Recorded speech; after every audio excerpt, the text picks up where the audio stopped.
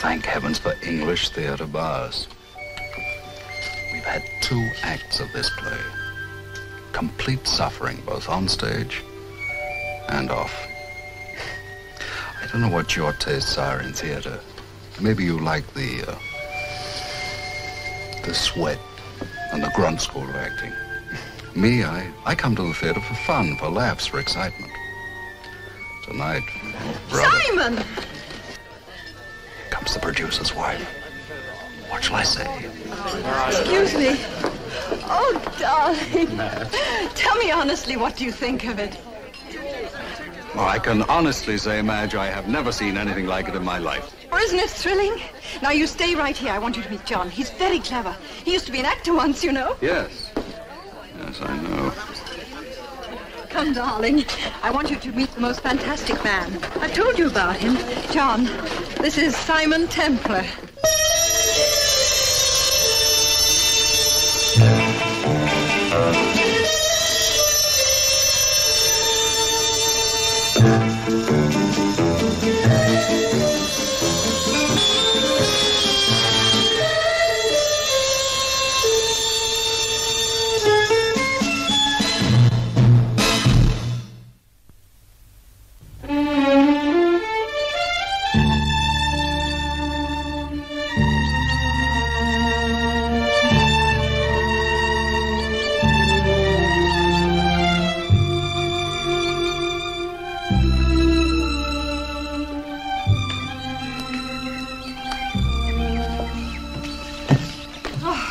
Isn't it heavenly?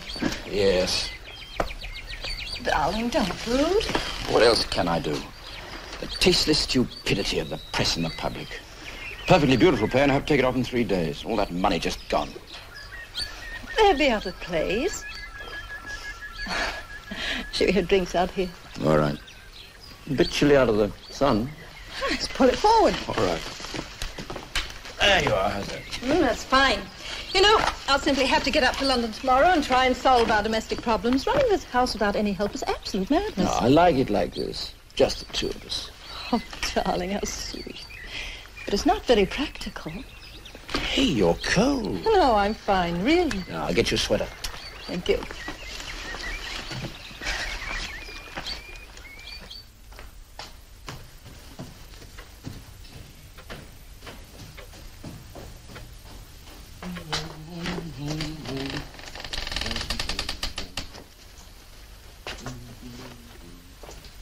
Madge, catch!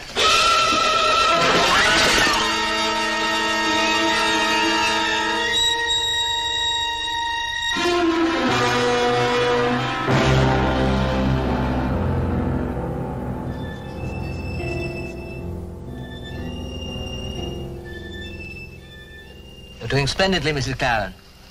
Now, next week you can start getting up for a few minutes each day. Oh, isn't that rushing things a little, Doctor? Not at all. No, it's high time she was getting some exercise. Incidentally, have you met your new neighbor yet? No? Who? Adrian Halbert. Oh, yes, she moved into Rose Cottage next door a few days after your accident. I forgot to tell you. Oh, really? What's she like? Oh, she's a very attractive girl. Wouldn't you say, Mr. Claren? I wouldn't know. I've only seen her from a distance. I'll see you soon, Mrs. Claren. Thank you, Doctor. Goodbye. Bye.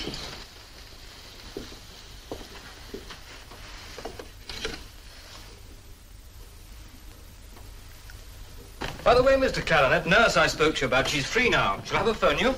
Oh, thank you all the same. I've got a housekeeper arriving tomorrow. Well, I hope she works out for you. You could do with some help. You look exhausted.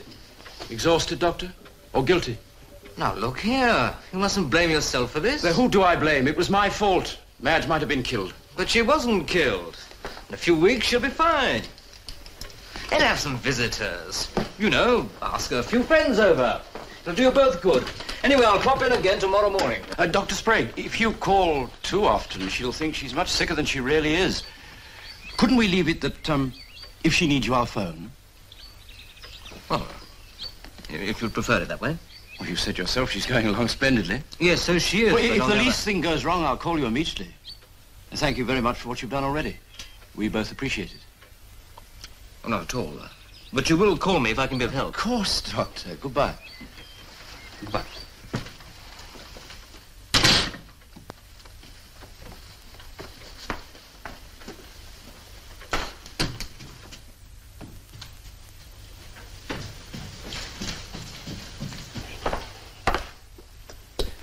Dr. Sprague says that in another 6 weeks, you'll be as fit as ever. Oh, it's the best day yet. No pain at all. I feel so terribly responsible. Oh, it was an accident. You know it and I know it. Sorry. I shouldn't have brought it up. I've got an idea. Couldn't we have Margaret and Frank in for drinks? Darling, I won't let you rush things. Dr. Sprague said no visitors for another 2 weeks.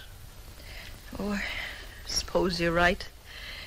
But I can have a telephone here, can't I? I phoned the post office again yesterday. And? Yes, sir. We have your order in hand, sir. We will install an upstairs extension as soon as possible, sir.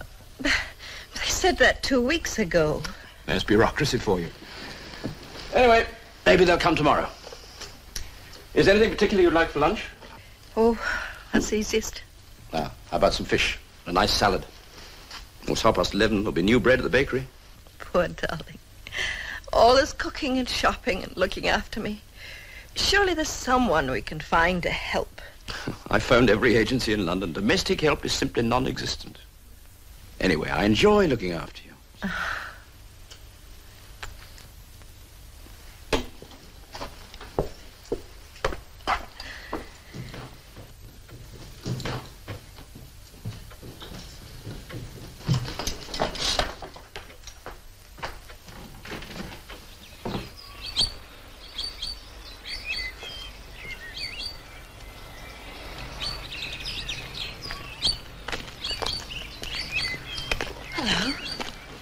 Good morning, Adrian.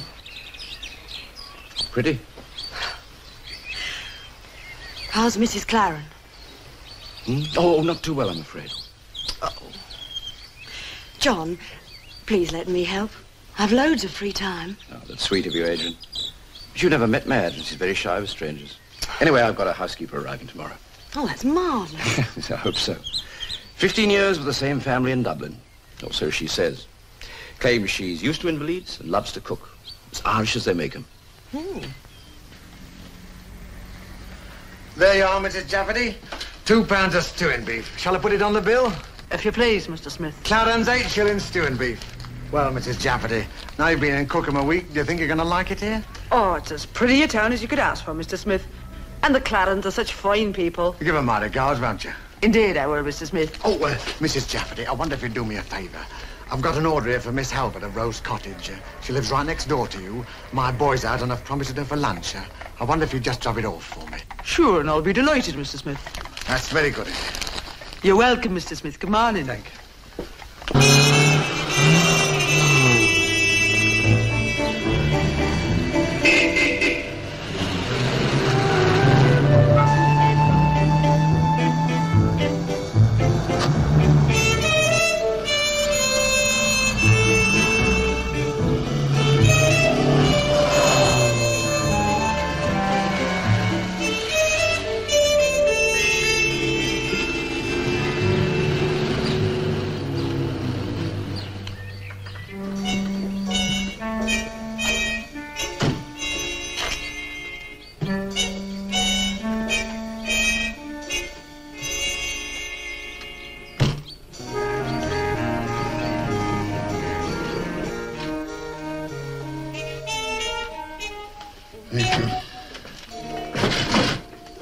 Simon Templar! It's good to see you. Mario, it's good to see you too. Like a stone you dropped from the blue. I just can't believe it. My entire establishment is yours. Anything you wish. it's just as well because my bags are in the car outside. Don't worry, we'll have them brought in. And now, what to drink? A Manhattan? I mix it myself. No, at this hour, just a pint from the barrel. Warm, flat, nourishing, and very British. And what brings you to Cookham? An adventure? A criminal? No, after a month in Paris, I suddenly had a crazy bolt of nostalgia for the sight of your ugly puss. Simon, this is me, Mario, remember? You can be honest with me, no? Why not? Can you keep a secret? It is like telling a dead man. I'm looking for a woman. Uh-huh. 38, 24, 36. Bellissima. Well, that's only a head.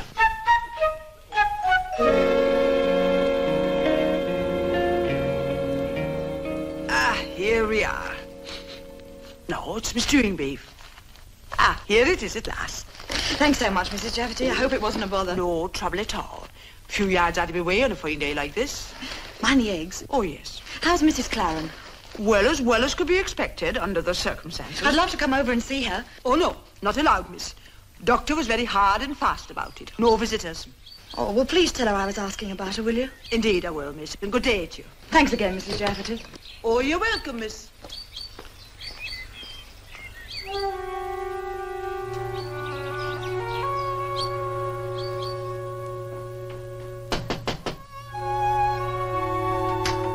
Mrs. Jafferty?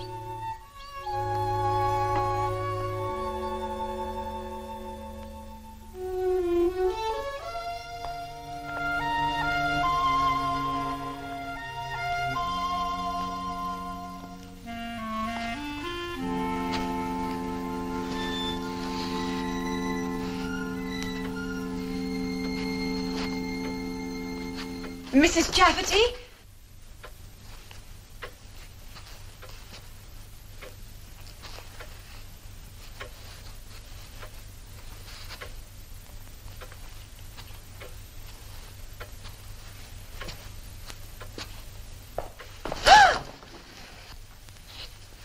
Hello, Adrian. You scared the life out of me. I'm sorry.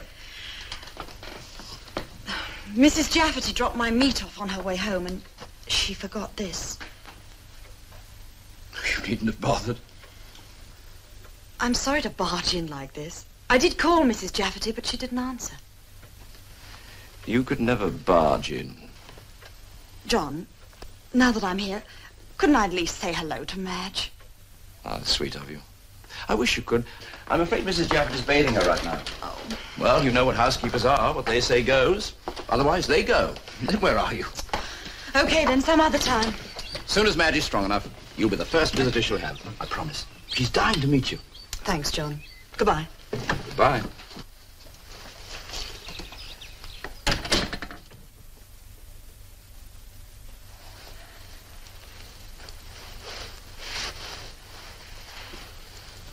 Who's that? Oh, just some deliveries. I ordered some champagne for you. Oh, thank you, darling. Oh, incidentally, Madge, I have a few bills to pay. I'll give you a check. Thanks. How much do you want? Oh, well, Taylor's bill this month, they'll make it 300. Isn't that rather... What? Well, go ahead. Go ahead, Madge, say it. You think it's too much, don't you? No, darling, not at all. You've every right, of course, since it is your money. Oh, John, that's cruel. Oh, the truth has a way of being cruel, hasn't it? And the truth is that you pay for everything in this house. The food, the drink, the car, even my clothes. Well, it gets a little wearing after a time. A man doesn't particularly enjoy living off a woman. Is that how you classify me? I thought I was your wife. Madge, darling, I'm sorry. I didn't mean it. I think you did. No. It's just that sometimes I feel... I don't know. I've never bought you anything, really. Just a few flowers and chocolates. You buy your own furs, jewelry. You even paid for your own engagement ring. John, Why does it have to matter so much to you? Why can't you just accept it? Why do you have to think of it as my money? It's our money. This isn't my house. It's our home. Yeah, of course it is. I'm sorry, darling. Let's forget it. All right. John, tell me something. What? Are you happy? With me, I mean. What sort of question's that? Are you? Of course. I love you. You don't say it very often. Well, Oh, does it embarrass you? a little perhaps. Darling, once in a while, tell me. I love you, Madge. Very much. Oh, sometimes I think if I weren't married to you, I'd die.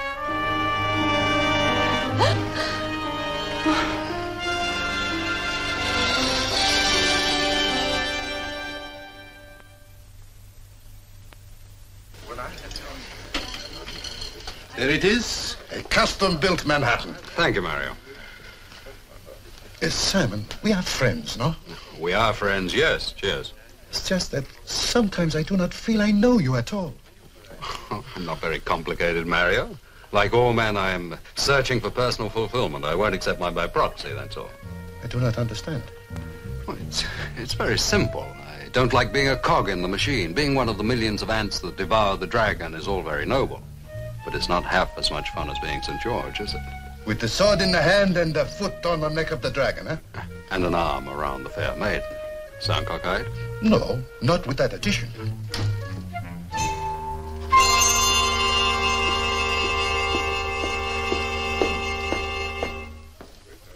Apart from looking at the scenery, what are you doing in Cookham? And no jokes, please. What are you doing in Cookham? What do you know about a man named John Clarence? Quite recently, his wife had a serious accident. She nearly died. Well, his other wives had accidents, too. They did die. He has been married before. Twice. How about another custom build? Sure. This woman coming now is the housekeeper. Oh, what's her name? Mrs. Jafferty. Mrs. Jafferty? Yes? How is Mrs. Clarence? Oh, would you be knowing her? Why, yes, you might say I'm a sort of friend of the family. I even knew the former Mrs. Clarence. Oh, would that be the American lady? Yes, Grace Selden. I was once engaged to her sister. Well, you know, fancy that. You might tell them I was asking. I will indeed, sir, if you'll be telling me your name. This is Mr. Simon Templar, Mrs. Jafferty. Oh, pleased to meet you indeed. Sure, I'll be telling Mr. Clarence you were asking. Goodbye, Mrs. Jafferty. Goodbye now. Simon, you are perhaps incognito. Did I do wrong to mention your name? No, of course not, Mario. Another Manhattan. Or do you feel like some dinner? Mr. Templar is having dinner with me. I am. Well, aren't you? Yes. Yes, if Mario will excuse me. Excuse you. I congratulate you. I will bring the menu. That won't be necessary, Mario. We're dining at my home. Bring us 2 Manhattans on me. The lady's spoken, Mario. You issue orders like a general. You want to argue? Not with a general as pretty as you. However, sometimes I ask questions. Sometimes I answer. What's your name? Adrian Halberd. We've met before? You don't remember? Oh, yes, of course. It was Paris in the spring. Central Park in the rain. Calgary in the Chinook. Now you're guessing. Well, how about you're a special investigator for the Majestic Insurance Company? And you're in Cookham for exactly the same reasons I am. To prevent John Clarence from murdering his third wife.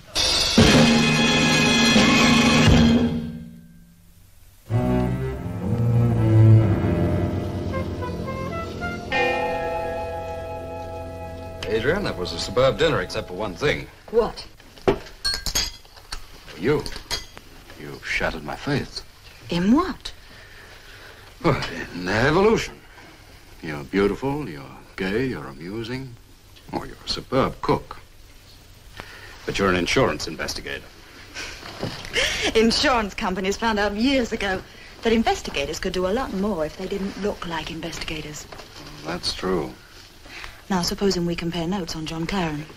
All right. What do you know? Well, he went to a good school, where he never got into any trouble. And then he became an actor. Then he married and went to live in Australia. Well, the first Mrs. Claren fell from the 10th floor of a Brisbane hotel. John collected £50,000 of insurance and then came back to England. Mm-hmm. And then he got mixed up in the theatre again. He produced a few plays in London. All of them flopped. He was virtually bankrupt when he married American heiress Grace Selden. Yes, I knew her.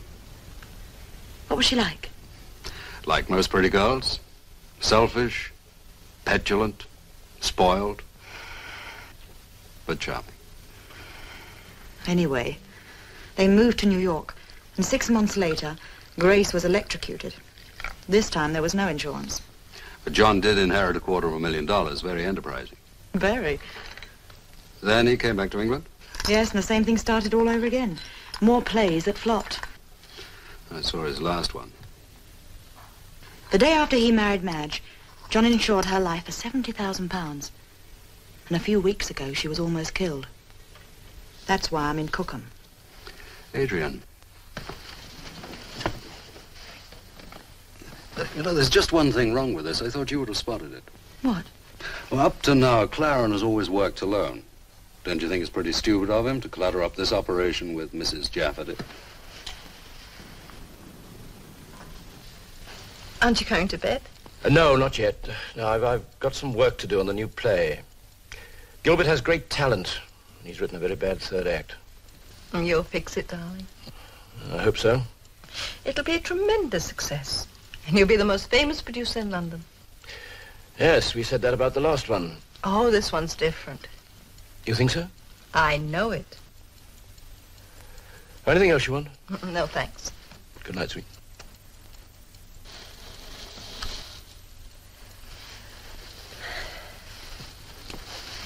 I have a hunch that Claren is doing some hard thinking tonight. Why? Well, you'll either call the whole thing off or you'll panic and hurry things up. I don't understand. Well, it's the predictable reaction of the ungodly. I've seen it happen 1,000 times. Claren's been at the end of a diving board for some time. Any day now, he's going to take the plunge. What on earth are you talking about? Well, I told Mrs. Charteris that I was once engaged to Grace Claren's sister. I still don't understand. Grace Claren never had a sister.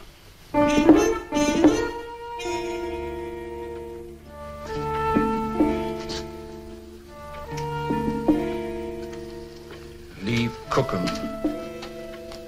10:30.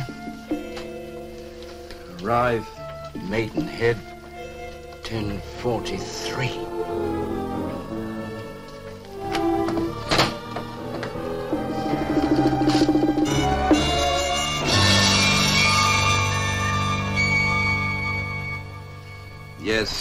Yes, I know. But look, Gilbert, dear boy, yours is not a play of action. It's a detailed study of an environment. Yes. Anyway, I think I've licked our problem in the third act, and I'd like to talk to you.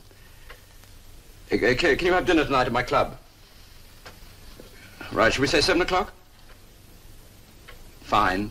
Fine, I'll look forward to seeing you. Right, goodbye.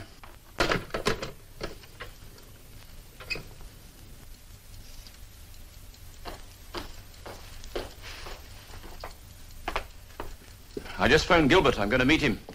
He'll see things my way now. I'm sure he will. What train are you catching? 3 o'clock, if that's all right with you. Of course. I'm meeting Gilbert at the club at 7, so I'll catch the 8:55 back. I'll leave your supper all ready for you before I go. What would you like? Oh, whatever's easiest. Well, how about a nice lamb stew? You won't have time to cook it. Of course I will. It's only 10 o'clock. I'll go down to the village and get the meat right away. Oh, John, don't take so much trouble. It's no trouble.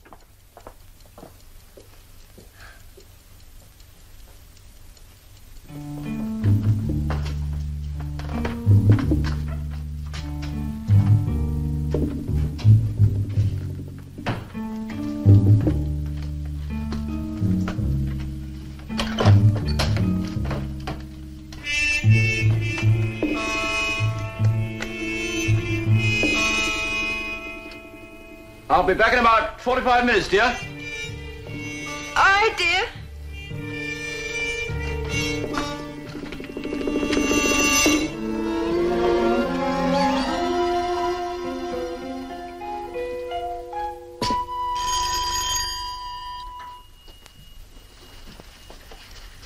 You were quick.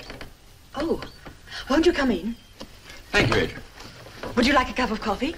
No, thanks. Afraid I haven't got the time. I've got to catch the 10:30 train to London. How's Madge? Oh, she's better today. That's why I came round. This is the first time I've left Mrs. Jafferty alone with her, so I took the liberty of telling her that if she needed anything to call on you. Okay, I'll pop over after breakfast. No, I wouldn't do that. She's very independent. No, just leave them alone together unless Mrs. Jafferty telephones. Okay. Thank you, Adrian. I'm very grateful. Well, I haven't really done anything yet. Oh, Oh, you two have met, haven't you? yes. Hello, Clarence. How are you? Fine. Well, I must fly. Am I interrupting something? No. Just I've got to catch the 10:30 train to London. Well, let me drop you at the station. Sure it's not too much trouble? No trouble at all. Keep the coffee hot. Goodbye, Adrian. Thank you. Goodbye.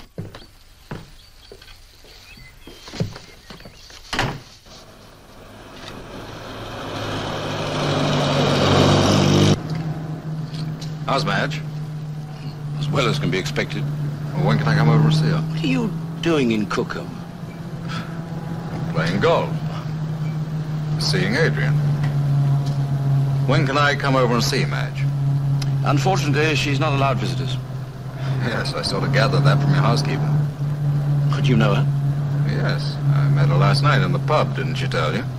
Oh, she's a great talker. I don't listen to half of it.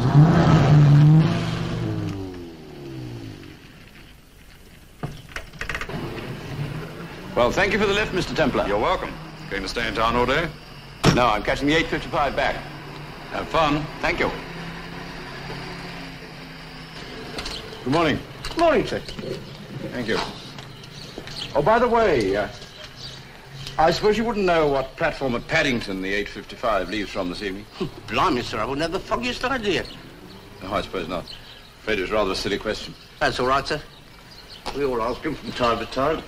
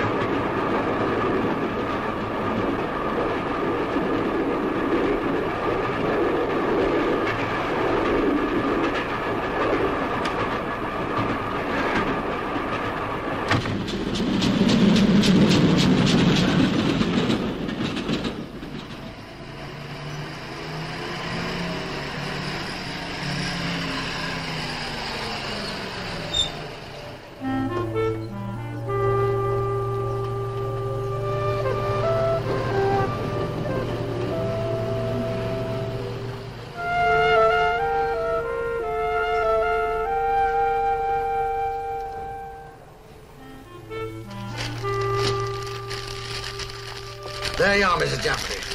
£1 of stew in that. You sure that'll be enough for 3 people? Oh, it's only for me and Mrs. Clarence. Himself's gone up to London. Good day to you, Mr. Smith. Good day, Mrs. Jafferty.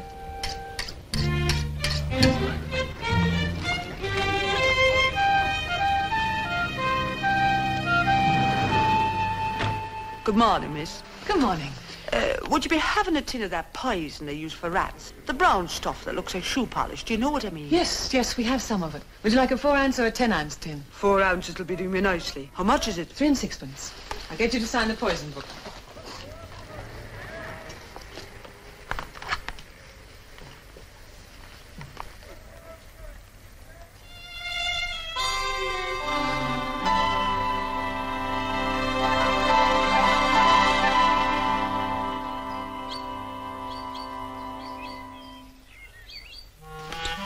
That's odd.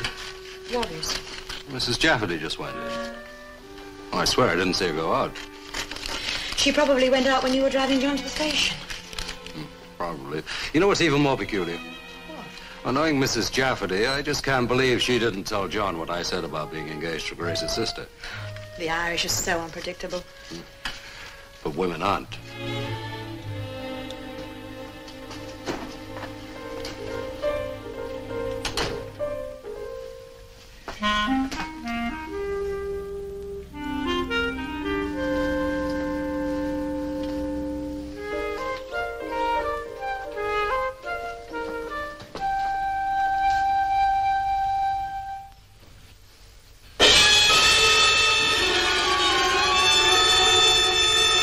I'm back, Madge. Oh, good, dear.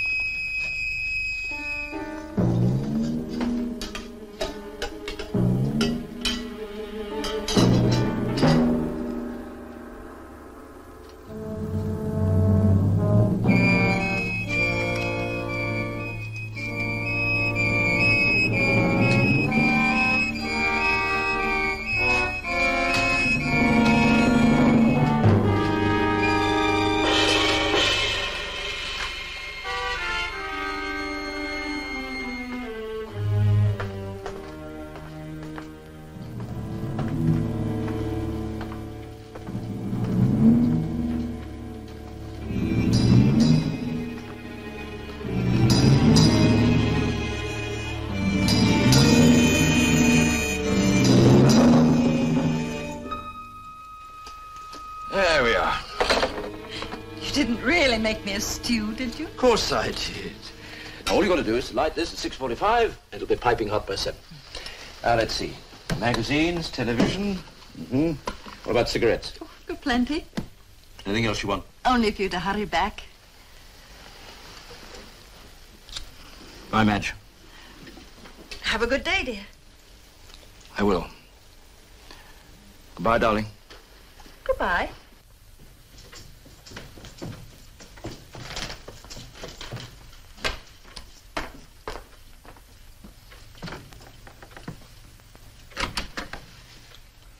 I'll be back by 10, dear.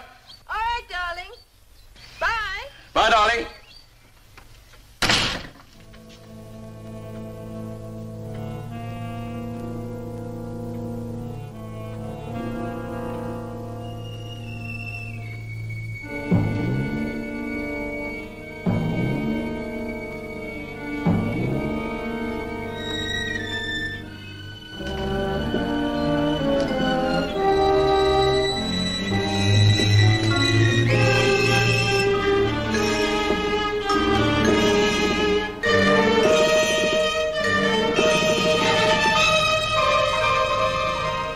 Time for the 3 o'clock. You're in 2 minutes, ma'am.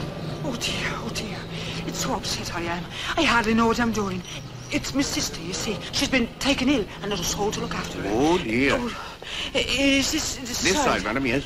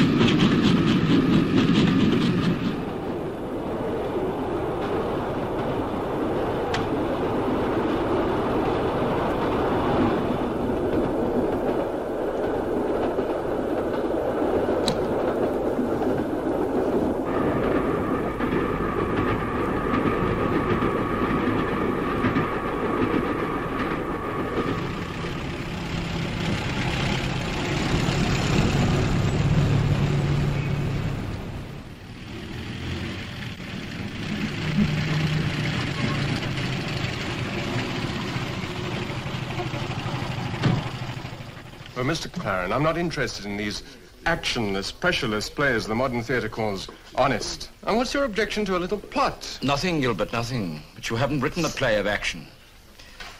What do you make the time? 6:45. Go on, Gilbert, you were saying.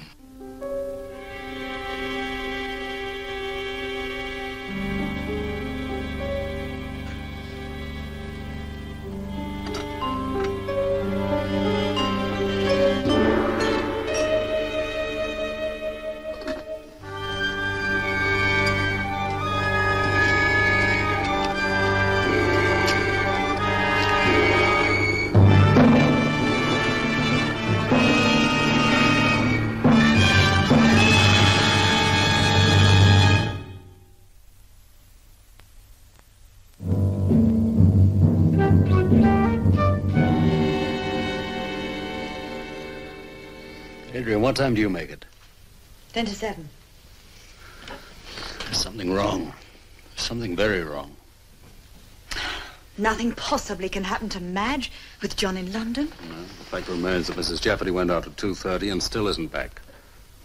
Madge has been alone in that house for 4 hours. What do you think we ought to do? I think I'll pay the Claren ménage a little visit. Shall I come with you? No, I'll be back in 10 minutes. Don't worry.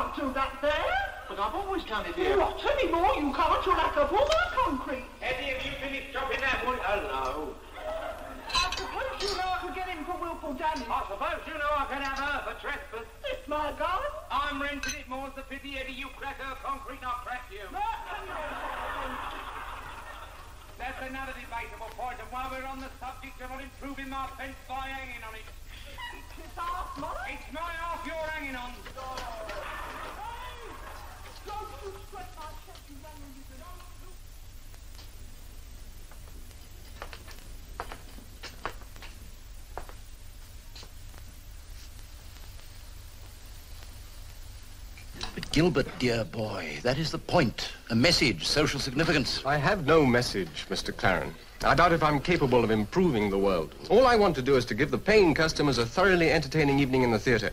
And if you take that attitude, you might produce a success occasionally instead of a series of dismal flops. Well, that's how you feel. I feel, Mr. Claren, that you are an untalented, overblown professional bore. I have a train to catch at 8:55. Obviously, we've nothing further to discuss. My bill, please.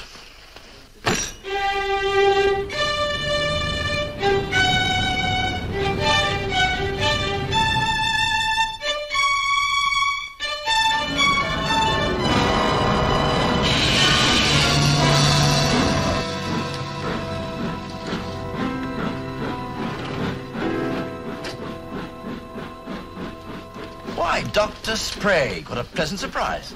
Hello, Mr. Claren. Hello. Your prognosis turned out to be 100% correct. Madge is doing splendidly.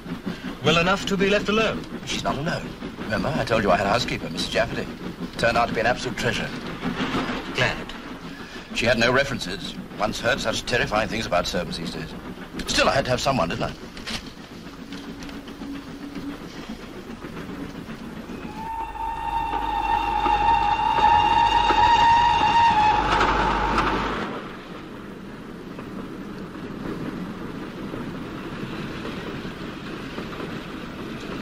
Dr. Sprague, could I ask you a favor? I'm sure you could, Mr. Claren. See, a friend drove me to the station this morning, so I don't have my car with me. I wonder if you could give me a lift home. Well, it's a little out of my way. Oh, only a quarter of a mile. I'd appreciate it so much. Oh. All right.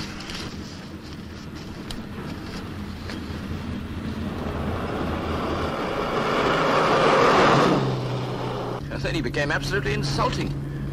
I don't understand writers. I swear I never will. Complete egocentrics, every one of them. Never think of anybody but themselves. Oh, is this me already? Oh, thank you, Doctor.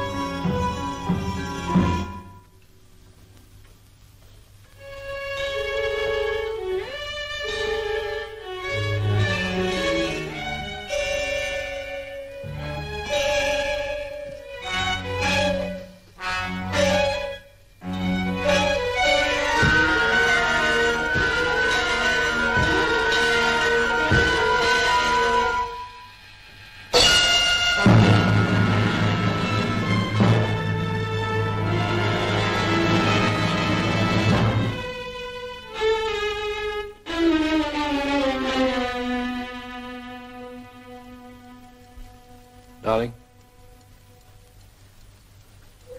Madge, dear.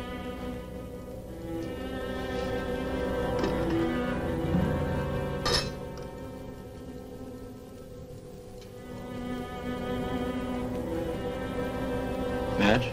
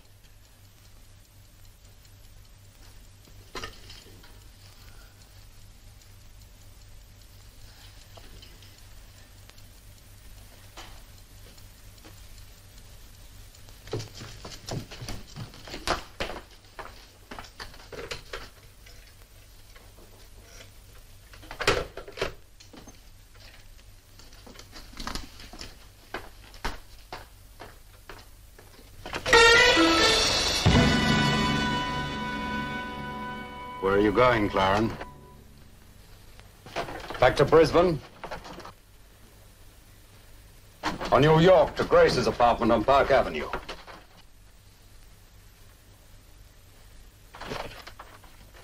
It's my wife. She's dead. Your wives have a habit of dying. What are you talking about? This. You poisoned your wife. Poisoned her? You're out of your mind. Am I? I was in London all day. Were you? You know I was. You drove me to catch the 10:30 train this morning. You saw me get on it. Yes, but you got off it again, didn't you, Claren, at the next station up the line? I did no such thing. I had dinner with a writer. He'll vouch for it. Will he? So will the waiters. And on the train coming home, I met Dr. Sprague. He drove me straight to the door. Then who did poison your wife? It was Mrs. Jafferty. You see, I had to take up that reference. I was desperate. With Madge so ill, I couldn't look after her and the house. I don't see why not. You're a very talented husband. It was Mrs. Jafferty. What possible motive could Mrs. Jafferty have for killing your wife? Robbery. Well, she's taken Madge's jewelry. Oh, go and look for yourself. I mean, a jewel box, it's broken open, it's empty. Who are you calling? The police. I wouldn't bother. I called them myself, Mrs. Jafferty.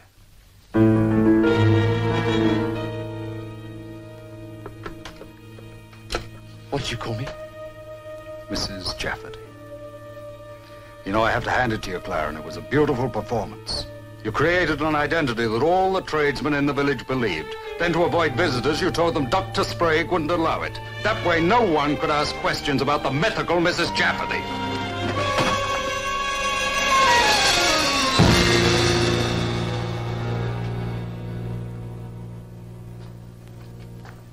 Templar, we can work this out. Can we? Yeah. There's a £70,000 insurance policy on Madge's life. I'll collect it in a month. 6 weeks at the most. I'll give you half. £35,000. All right, I'll make it 40. And all the jewelry here, take it. I'm not interested in the jewelry or the money. All I want to see is you get what's coming to you, Clarence. How about the first Mrs. Clarence, the one that fell from the hotel window? You pushed her. Yes. And Grace Selden in New York. Yes. And now Madge. Yes, yes. Adrian? Do you get that? Every word.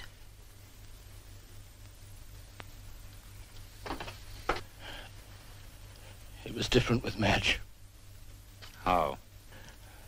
I loved Madge. I didn't love the others, but I did love Madge. You know, John, I believe you did.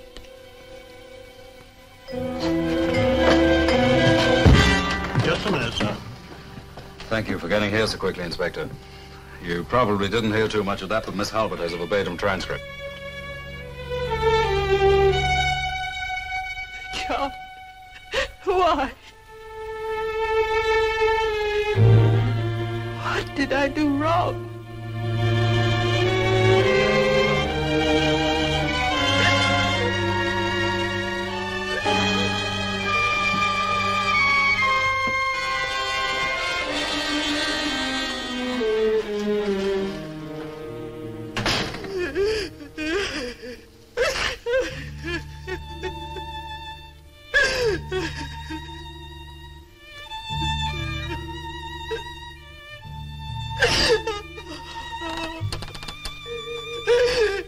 Madge.